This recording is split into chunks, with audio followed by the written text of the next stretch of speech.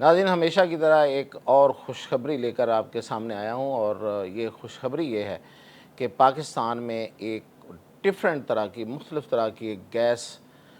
نکلنے جا رہی ہے، اور یہ گیس جو ہے یہ ہماری توانائی کی بہت سی ضرورتوں کو پوری کرے گی۔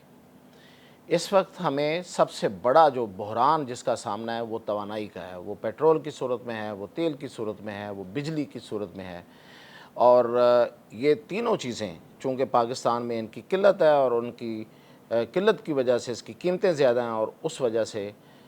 پاکستان کی انڈسٹری بھی نہیں ہے چل رہی ہے، اور مہنگائی بھی بہت زیادہ ہے۔ لیکن یہ آج آپ کو میں واقعتاً ایک بڑی خوشخبری دے رہا ہوں۔ اس خوشخبری کے ساتھ میاں طاہر دیکھیں، سب سے پہلے تو میں ایک عرصے سے آپ کو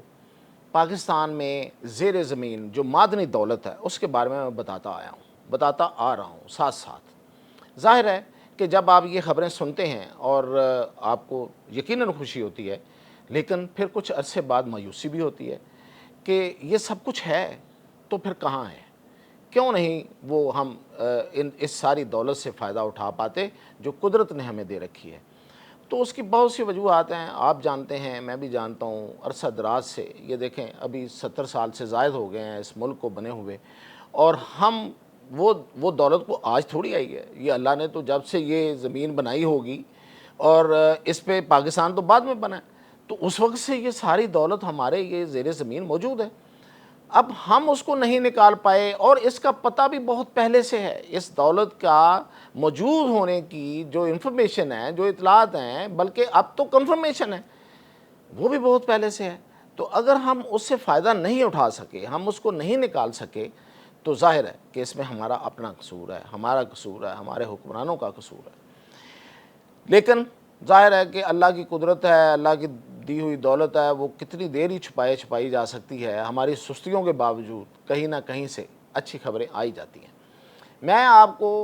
گزشتہ ایک سال سے بھی یہ بتا رہا ہوں کہ پاکستان میں تیل اور گیس جو ہے اس کے ذخائر آہستہ آہستہ ڈسکور ہو رہے ہیں، اور اس میں بیرون ملک کی جو کمپنیاں ہیں، وہ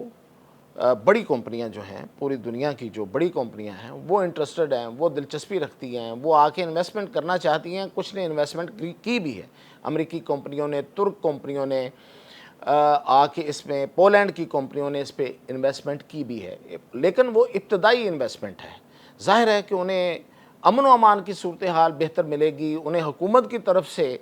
ماحول ایسا ملے گا تو وہ اس پہ کام تیزی سے شروع ہو جائے گا۔ تو اس وقت جو میں آپ کو خبر دینے جا رہا ہوں وہ یہ ہے کہ میں آپ کو پہلے تو یہ بتا دوں کہ پاکستان میں گیس کی جو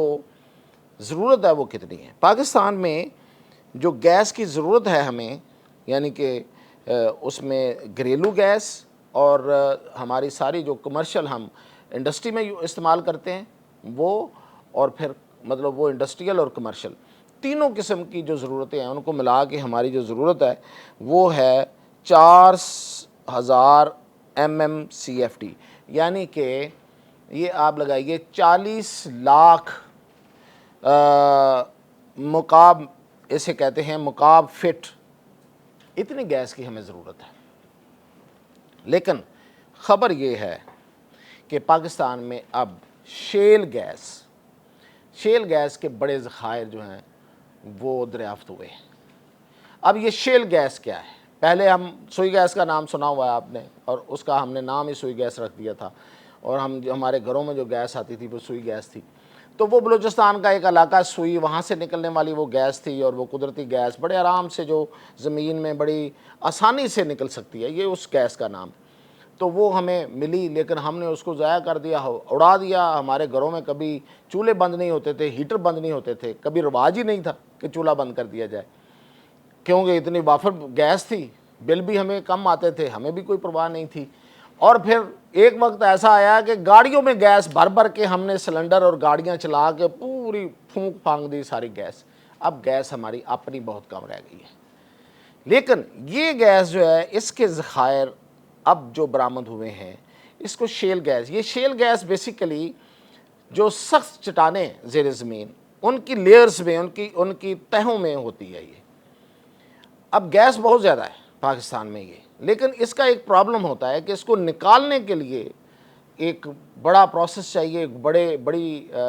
انڈسٹری کی ضرورت ہوتی ہے، اور اس میں خاص طور پہ پانی کا استعمال بہت زیادہ ہوتا ہے، اور یہی اس کا سب سے بڑا نیگیٹو پوائنٹ ہے۔ لیکن امریکہ اور کینیڈا اسی گیس اور اسی شیل آئل کے بنا پہ، کے بل بوتے پہ، وہ اس وقت دنیا میں جو تیل اور گیس فراہم کرنے والے بڑے ملکوں میں شمار ہو چکے ہیں۔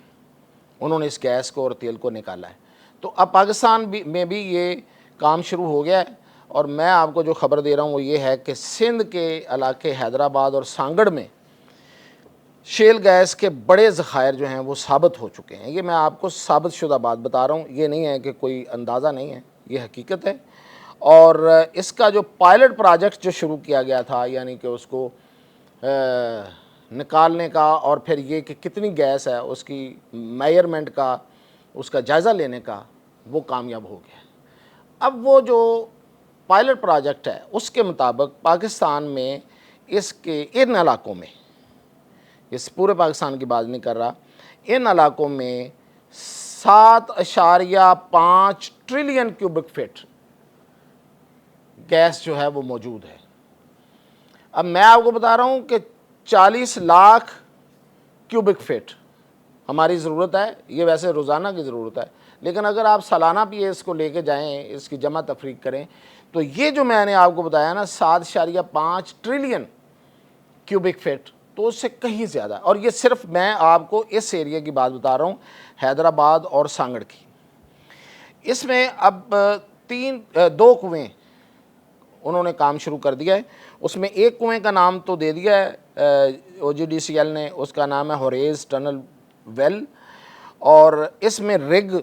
بچھا دی گئی ہے، یعنی کہ جو ڈرلنگ کا کام اب شروع کر دیا گیا ہے۔ دوسرا کنواں جو ہے وہ بھی اس کے ساتھ ہے۔ یہ اس ایریے میں نے آپ کو بتایا کہ اس کی جو آگے اور چند ماہ کے بعد وہ کہہ رہے ہیں کہ ہمیں اس سے اس کی ڈرلنگ شروع ہو جائے گی، یعنی کہ گیس ملنا شروع ہو جائے گی، اور اس گیس کے ملنے سے اب یہ حکومتی ادارے کا یہ دعویٰ ہے کہ یہ ملک کی تاریخ کی بلند ترین سطح پہ ہماری گیس کی جو موجودگی ہے یا اویلیبلٹی ہے، اس کا حصول جو ہے وہ ملک کی بلند ترین سطح پہ چلا جائے گا۔ مطلب یہ ہے کہ ہماری ضروریات جو ہیں ان کے لیے کافی ہوگا۔ اللہ کرے کہ یہ منصوبہ جو ہے یہ کامیابی سے آگے بڑھے، اور ہمیں ہمت اور حوصلہ دے، طاقت دے کہ ہم مزید اور جو پاکستان کے جو زیر زمین جو دولت ہے، معدنی دولت ہے، اس کو نکال سکیں اور اس سے فائدہ اٹھا سکیں۔ اجازت